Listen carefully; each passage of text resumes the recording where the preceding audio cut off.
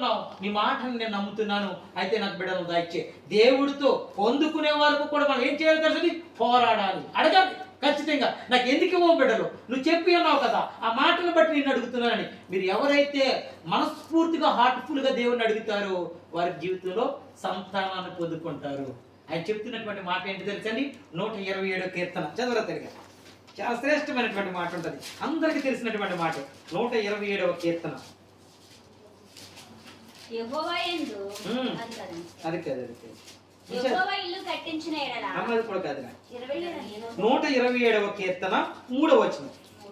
కుమారులు యెహోవా అనుగ్రహించు స్వాస్థ్యము, గర్భఫలము ఆయన ఇచ్చు బహుమానమే. ఆమేన్. సరిపోద్దండి. ఎవరండి ఇచ్చింది గర్భఫలం? కుమారులు యెహోవా అనుగ్రహించు స్వాస్థ్యము, గర్భఫలము ఆయన ఇచ్చే బహుమానము. ఎవరండి? సంతానాన్ని ఎవరు ఇస్తారన్నారు? దేవుడే ఇస్తానంటున్నాడు. ప్రభువా, నువ్వు వాక్యం ద్వారా మాట్లాడుతున్నావు కదా, నాకు ఎందుకు సంతానం ఇవ్వటం లేదు? కానీ మీరు అడగండి, ఖచ్చితంగా ఇస్తూ ఉంటారు. మనం అందరం కూడా ఎవరిని అడుగుతుంటాం తెలుసా? డాక్టర్ని అడుగుతుంటామండి. అయ్యా మాకు పిల్లలు కలగట్లేదండి. డాక్టర్ వాళ్ళు ఏం సాధ్యమండి? లేదంటే నేను బలముగా, నేను ఆరోగ్యంగా ఉన్నా, మేము అంతా హెల్తీగా ఉంటున్నామే, మాకు పిల్లలు కలగట్లేదు అంటుంటారు కొంతమంది. ఎవరికి సాధ్యమైంది అది? గర్భఫలం ఇచ్చేది యెహోవా. ఎంత స్పష్టంగా రాస్తున్నాడు తెలుసా? కుమారులు యెహోవా అనుగ్రహించు స్వాస్థ్యము. నీకు కుమారులు కావాలా, కుమార్తెలు కావాలా? అయితే దేవుణ్ణి అడగండి, మీకు ఇస్తారు. గర్భఫలం ఆయన ఇచ్చు బహుమానమే. ఆ బహుమానం దేవుణ్ణి అడగండి, ఖచ్చితంగా వీరికి ఇచ్చే దేవుడే ఉన్నాడు, అందులో సందేహమే లేదు. ఎందుకంటే 2 విషయాలు మనతో మాట్లాడి ఉన్నాడు. ఇక్కడ ఏమన్నాడు తెలుసండి? పగవారినందరినీ నేను అణిచివేసేదును అంటున్నాడు. రెండవదిగా ఆయన చెప్తున్నటువంటి మాట ఏంటంటే, అదియుగాక యెహోవా నీకు సంతతిని కలగజేసి తిని, నేను నీకు తెలియజేసి తిని. దేవునికి స్తోత్రం కలుగును గాక. నీకు సంతానాన్ని ఇచ్చేది నేనయ్యా. నీ మీద ఎవరైనా శత్రువులుగా ఉన్నట్లయితే వారందరినీ కూడా అణిచివేసేది కూడా నేనే. మీరు నమ్మండి నన్ను, అంతే. నా వాక్యాన్ని మీరు వెంబడించండి, నా వాక్యాన్ని మీ హృదయంలో తీసుకోండి. నేను ఖచ్చితంగా చేసి చూపించే దేవుణ్ణి. వాగ్దానం చేసినటువంటి వాడు నమ్మదగినటువంటి దేవుడు. ఆ వాగ్దానం మీ జీవితంలో నెరవేరటం లేదంటే దాని అర్థం ఏంటో తెలుసండి? మనము నమ్మటం లేదు ఆయన వాక్యాన్ని. ఆ వాక్యాన్ని మనం తీసుకోవటం లేదు. పాస్టర్ గారు ప్రార్థన చేతన అవ్వటం లేదు, లేదంటే ఇంకొకరు ఆన్లైన్లో ప్రార్థన చేతన అవ్వట్లేదు, దేవుని సన్నిధిలో అందరూ ప్రార్థన చేసినా కలగట్లేదు. అమ్మా, మేమందరూ ప్రార్థన చేసినా నీవు గనక దేవుణ్ణి వాక్యాన్ని నమ్మలేనట్లయితే, నీవు వ్యక్తిగతంగా ప్రార్థన చేసుకోలేనట్లయితే ఎంత మాత్రం కూడా దేవుని దగ్గర నుంచి మీరు జవాబు పొందుకోరు. ఇంకా ఫిక్స్. ఎంత మాత్రం కూడా మేము ఎన్ని గంటల తరబడి మోకరించి నేను ప్రార్థన చేసినా, లేదా ఆన్లైన్లో ప్రతినిత్యం 360 రోజుల వరకు ప్రార్థన చేసినా మీరు జవాబు మాత్రం పొందుకోలేదు. ఎవరు ఎప్పుడు జవాబు పొందుకుంటారంటే ఆన్లైన్లోను సేవకుడు ప్రార్థన చేయాలి, ఆన్లైన్లో బిడ్డలు ప్రార్థన చేయాలి, సంఘంలో సమూహంగా కూడుకున్నప్పుడు బిడ్డలందరూ కూడా ఆ 7 ప్రార్థనలు ఈ జ్ఞాపకం చేసుకోవాలి. వాటితో పాటు కూడా మీరు ఏకీభవించినప్పుడు ఖచ్చితంగా జవాబు పొందుకుంటారు. దేవునికి స్తోత్రం కలుగును గాక. గొప్ప కార్యాలు చేసేవాడు. ఎందుకంటే వాక్యమైనటువంటి దేవుడు ఆయనే మాట్లాడుతున్నాడు కదండి. నీకు సంతతి కలుగజేసి చేయునని నేను నీకు తెలియచేసిదిని. ఎంత గొప్ప దేవుడు అండి. మీకు గర్భఫలాన్ని ఇచ్చేది నేనయ్యా, నన్ను వెంబడించండి, నన్ను అడగండి. మీరు మనుషుల వైపుకి వెళ్తున్నారు, మనుషులను ఆశ్రయిస్తున్నారు, వారు ఏమన్నా మీకు చేయగలుగుతారా? చాలా మంది డాక్టర్లకు లక్షలు ధారపోస్తూ ఉంటారండి. వారు డబ్బు తీసుకుంటారు, కానీ రిజల్ట్ ఏంటంటే మీలో ఆ బలహీనత ఉంది, ఈ బలహీనత ఉందని చెప్తూ ఉంటారు. ఎందుకండి? మనుషుల వైపు మనం చూడటానికి వీల్లేదు. మనుషులు సృష్టించినటువంటి దేవుడు నీకు ఏ కొదవ ఉందో, ఏ అక్కరత ఉందో, ఏ సమస్య ఉందో సమస్తము ఎరిగినటువంటి దేవుని పాదాలు పట్టుకుని మీరు అడిగినట్లయితే మీరు ఖచ్చితంగా పొందుకుంటారు. నమ్ముట నీ వలనైతే నమ్మువానికి సమస్తము సాధ్యమే. కొన్ని కష్టమా, అన్ని సాధ్యమే. మీకు ఏదైతే మనుషుడికి అసాధ్యమో అది దేవుని అడగాలని. ఆ విషయాన్ని ఎవ్వరు కూడా మర్చిపోకండి. నీకు సాధ్యమైందా? దేవుడికి స్తోత్రం. నీకు సాధ్యం కాలేనిది దేవుడు సాధ్యపరిచే దేవుడు. ఈ సత్యాన్ని ఎవ్వరు కూడా మర్చిపోకండి.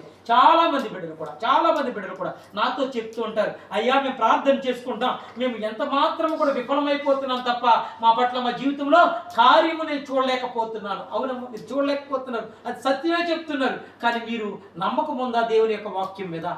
దేవుడిని మీరు నమ్ముతున్నారా? దేవుడిని వెంబడిస్తున్నారా? మీరు మోకరించి ప్రార్థన చేసుకోగలుగుతున్నారా? మీకున్న సమస్య గురించి దేవుణ్ణి అడుగుతున్నారా? మీరు అడుగుడి, మీకు ఇవ్వబడును అంటున్నాడు. దేవునికి స్తోత్రం కలుగును గాక. అడగాల మనం నోరు తెరిచి, నాకు ఇది కొద ఉంది ప్రభువా, నాకు ఈ సమస్య ఉంది ప్రభువా అని మీరు నోరు తెరిచి అడగండి. సంఘంలో సాక్ష్యాలు చెప్తున్నారు బిడ్డలు, వారు నోరు తెరిచి అడుక్కుంటున్నారండి దేవుణ్ణి. మనం కూడా అలా అడగాలి.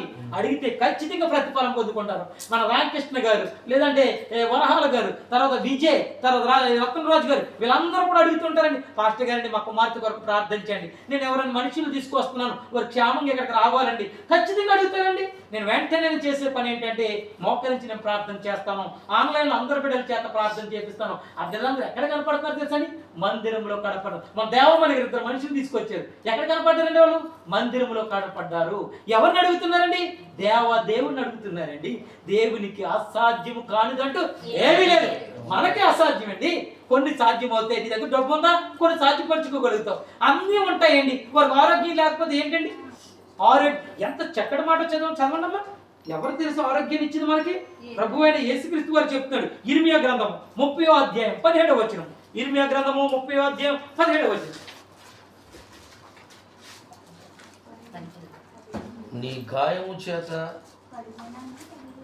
ఇర్మియా గ్రంథము 30వ అధ్యాయము 17వ వచనం. 15 అదే. వారు ఎవరును లక్ష్య పెట్టని నీ గాయముల చేత. వారు ఎవరును లక్ష్య పెట్టనని సియోననియు వేరువేయబడినదనియు నీకు పేరు 17. అదే కదండి 17. నేను చూస్తాను. 17. ఎవరు అంతే కరెక్ట్. వారు ఎవరును లక్ష్య పెట్టనని సియోననియు వెలివేయబడిననియు నీకు పేరు పెట్టుచున్నాడు. అయితే నేను నీకు ఆరోగ్యమును నీ గాయములను మాన్పేదను. ఇదే యెహోవా వాక్కు. చూస్తారండి ఏమంటున్నాడు తెలుసండి? నేను నీకు ఆరోగ్యముని కలగజేసేదను, నీ గాయములను మాన్పేదను. ఎవరు మాట ఉండేది? దేవుని యొక్క మాట. అని చెప్తున్నాడు, సాక్షాత్ దేవుడే చెప్తున్నాడు. అమ్మా మీకు ఆరోగ్యం లేదా? నన్ను అడగండి, నీకు ఆరోగ్యాన్ని ఇస్తాను. మీకు గాయములతో మీరు బాధపడుతున్నారా? మీకు మనస్సుకు కలిగిన గాయంతో బాధపడుతున్నారా? శరీరానికి కలిగినటువంటి గాయంతో మీరు బాధపడుతున్నారా? నన్ను అడగండి, ఇదే నా వాక్కు అని చెప్పి దేవుడు వాక్యము ద్వారా మనతో మాట్లాడుతున్నాడండి. అడుగుతున్నామా మనం? చాలా మంది బిడ్డలు కూడా పైన ప్రార్థన చేస్తూ ఉంటారు, పెదాల నుంచి ప్రార్థన చేస్తూ ఉంటారు. అలా కాదండి, దేవుడు అంటున్నాడు పెదాల నుంచి చేసే ప్రార్థన నేను చూస్తున్నాను, హృదయ అంతరంగం నుంచి చేస్తున్న ప్రార్థన కూడా నేను చూస్తున్నాను. అందుకనే పరిశుద్ధ గ్రంథంలో కీర్తనకారుడు గారు ఒక మాట రాసుకోండి. ఏమంటారు తెలుసా? నిజముగా మొరపెట్టి వారి మొర నేను ధృవీకరించను, లక్ష్య పెట్టను అంటాడండి. ఎందుకంటే ఆయన కంపల్సరీ తీసుకునేవాడు, ఆయన 100% దానికి ఆన్సర్ ఇచ్చేవాడు. నిజముగా మొరంటే ఎలా ఉండదు? కన్నీరు కార్చాలండి, నాకు ఇది కావాలి ప్రభా, నాకు ఈ లోపం ఉంది ప్రభా, నాకు ఈ సమస్య ఉంది ప్రభా అని మీరు మనస్ఫూర్తిగా దేవుడిని అడగండి. దేవుడు అంటున్నాడు నీ కన్నీటిని నేను తుడిచేవాడిని, దేవుడికి స్తోత్రం కలిగిన కాక, నీ ఆరోగ్యం నేను కలిగి చేసేవాడిని, నేను స్వస్థపరిచేవాడిని నేనే, నీ గాయములు కట్టివాడిని నేనే. ఎంత గొప్ప దేవుడని నేనే అనే మాట ఈ పరిశుద్ధ గ్రంథం ఎన్ని పర్యాయాలు ఉంటుందో తెలుసండి. నేనే అనే మాట ఒక యేసు ప్రభు గారు తప్ప ఇంక ఎవరు కూడా దాని పలికే యోగ్యత కానీ అర్హత కానీ ఎవరికి లేదండి.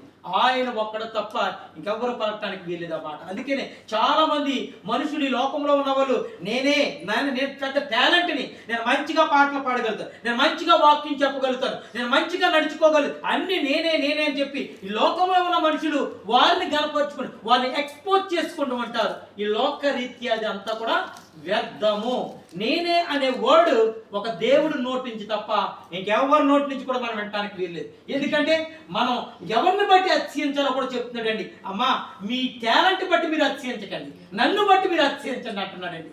మనం దేవుని బట్టే, నాకు ఇటువంటి చక్కటి స్వరాన్ని ఇచ్చావు థ్యాంక్ గాడ్, నాకు చక్కటి వాక్య చాతుర్యాన్ని ఇచ్చావు థ్యాంక్ గాడ్ అని చెప్పి దేవుని అతిశయించాలి. ఇదంతా కూడా దేవుని యొక్క మహాకృప, ఇదంతా కూడా దేవుడు ఇచ్చినటువంటి నాకు ఆధిక్యత అని చెప్పి మనం ఎంతగా దేవుని బట్టి మనం అతిశయిస్తే అంతగా నేను ఏం చేస్తానో తెలుసండి, దినము కూడా వర్ధిల్లింప చేస్తూ ఉంటాడు, దినము కూడా నేను హెచ్చిస్తూ ఉంటాడు, దినము కూడా జనులకు ఒక మాదిరికరాన్ని మీకు చేస్తూ ఉంటాడు.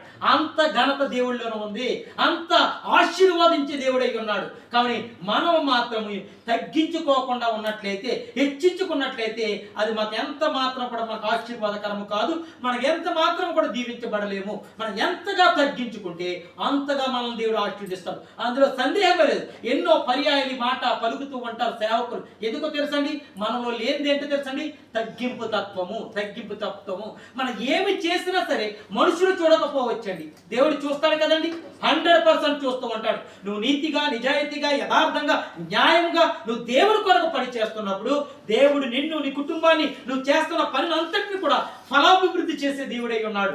అయ్యా నేను మనుషులు చూడకపోవచ్చు, ఆకాశము నుండి నరులను భూమి మీద చేస్తున్న ప్రతి క్రియను కూడా నేను చూస్తున్నాను అంటాడు. అంత గొప్ప దేవుడు అండి ఆయన, చూచుచున్న దేవుడు. అందుకే ఆయన పేరు కూడా ఉందండి, చూచుచున్నటువంటి దేవుడు. మనల్ని చూచే దేవుడై ఉన్నాడు, మనల్ని దృష్టించే దేవుడై ఉన్నాడు. అంత గొప్ప పేరు కలిగినటువంటి వాడు మన ప్రభు అయిన యేసుక్రీస్తు వారు. ఆయన చెప్తున్నటువంటి శ్రేష్టమైనటువంటి మాట ఏంటో తెలుసండి, దేవుని కొరకు మందిరము నిర్మించి మందిరము నిర్మాణం చేయాలని తలిచిన దావీదుకు దేవుడు అనేక వాగ్దానములు చేస్తూ ఈ మాట సెలవిస్తున్నాడండి. ఏంటండి, దేవుని యొక్క మందిరము నిర్మించాలని తలుచుకున్నాడండి. ఎవరు తెలుసండి? దావీదు చేత మందిరం కట్టనిచ్చాడండి? కట్టనవ్వలేదు. ఎందుకు కట్టనవ్వలేదు? దావీదు యొక్క హస్తములు రక్తము ఒలికినందున, ఆయన చేసినటువంటి పాపము వల్ల నువ్వు మందిరం కట్టడానికి నువ్వు అర్హుడు కాదు. నువ్వు రాజువే, కానీ నువ్వు నా ఎదుట సరైన రీతిలో నువ్వు నడుచుకోవటం లేదు. కానీ నేను మందిరం కట్టిస్తాను, నీకు పుట్టబోతున్న సొలొమోను నీ కుమారుడు ద్వారా నేను మందిరం కట్టిస్తాను అన్నాడండి. తన ద్వారా సుందరమైనటువంటి దేవాలయాన్ని కట్టించి ఉన్నాడు. దేవునికి స్తోత్రం కలుగును గాక. ఏమన్నా లోపం ఉన్నట్లయితే ఆ లోపాన్ని బట్టి దేవుడు నిన్ను తిరస్కరిస్తాడు, నిన్ను పక్కన పెడతాడు. నీకు పుట్టబోయే నీ బిడ్డల ద్వారా ఆయన నామాన్ని ఘనపరుచుకుంటాడు. సొలొమోను రాసుకున్నటువంటి సామెతలు ఎంతో అద్భుతంగా ఉంటాయో తెలుసండి. ఆయన అంటుంటాడు, ప్రసంగికి వచ్చినప్పటికీ ఆయన మాట్లాడుతున్నాడు, అంత వ్యర్థం అంటూ ఉంటాడండి. ఆయన రాసుకున్నటువంటి ఎలాగంటాడు, నా కుమారుడు ఎంత ప్రేమగా మాట్లాడు. చదవండి సామెతల గ్రంథం 1వ అధ్యాయంలో ఉంటుంది ఒక మాట. ఎంత చక్కగా రాసుకున్నాడు తెలుసండి. దావీదు చెప్తున్నాడు కుమారుడికి, సామెతల గ్రంథము 1వ అధ్యాయం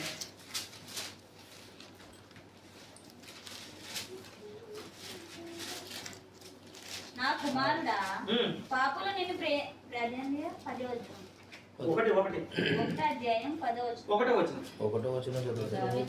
దావీదు కుమారుడు ఇజ్రాయేలు రాజైన సొలొమోను సామెతలు. ఇక్కడ 8వ వచనం చదవండి. నా కుమారుడా, నీ తండ్రి ఉపదేశము ఆలకింపు, నీ తల్లి చెప్పు బోధను త్రోసివేయకు.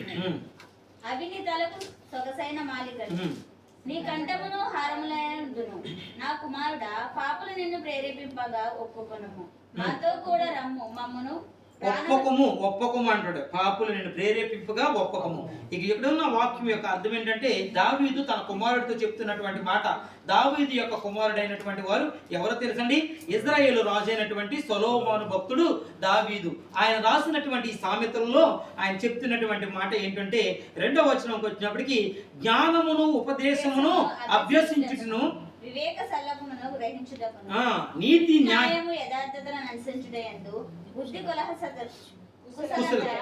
ఇచ్చు ఉపదేశమును నందుటకును, జ్ఞానం లేని వారిని బుద్ధి కలిగించుటకును, యవ్వనులను తెలియ వివేచనను పుట్టించుటకును తగిన సామెత.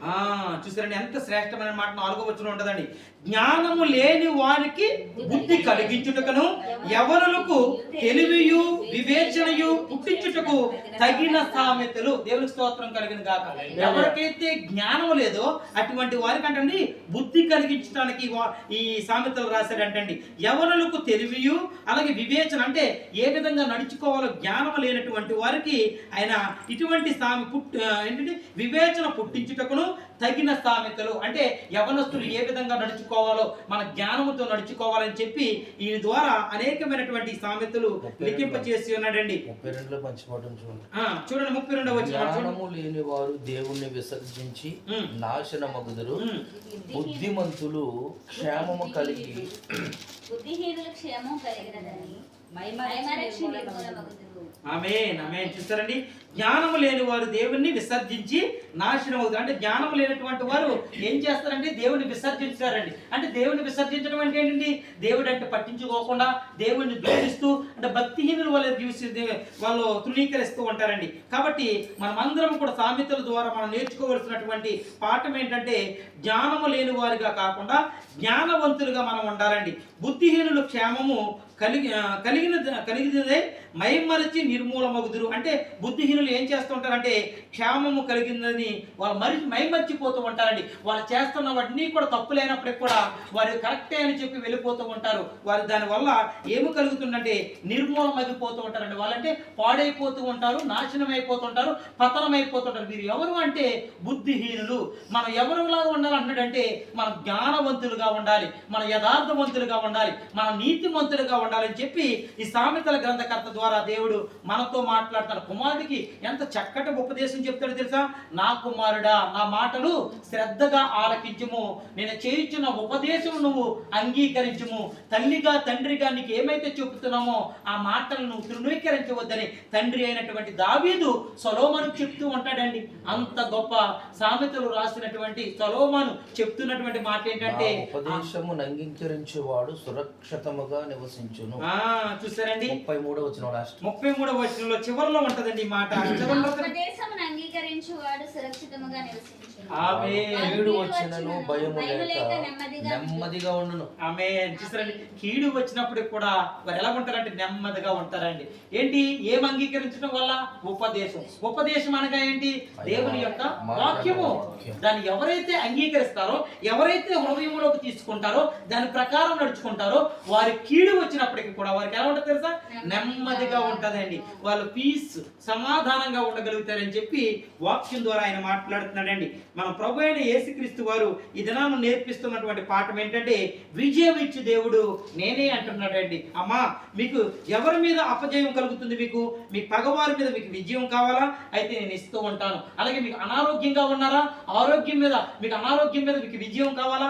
నేను ఆరోగ్యాన్ని ఇస్తానని చెప్పి దేవుడు చాలా స్పష్టంగా మాట్లాడుతున్నాడండి. ఆయన చెప్తున్నటువంటి మాట ఏంటంటే నీ పగవారిని అణిచివేయబడాలంటే నువ్వు చేయవలసింది ఏంటంటే, నీ పగవారు అణిచివేయబడాలంటే మొదటి సమూయేలు గ్రంథము 24వ అధ్యాయము 18వ వచనం ఒకసారి చదవండి రా. మొదటి సమూయేలు గ్రంథము 24వ అధ్యాయం 18వ వచనం.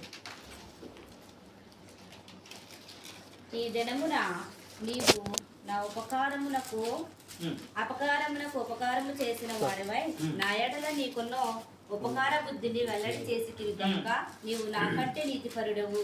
ఆమేన్, ఆమేన్. ఎంత శ్రేష్టమైన మాట. అదే అధ్యాయంలో తల్లి 26, 23 వచనాలు చదవండి. 26వ అధ్యాయము 23 వచనం మొదటి సమూయేలు గ్రంథం. అక్కడ కూడా ఒక మాట ఉంటుందండి. మొదటి సమూయేలు గ్రంథము 26వ అధ్యాయం 23వ వచనం. చాలా శ్రేష్టమైనటువంటి మాట.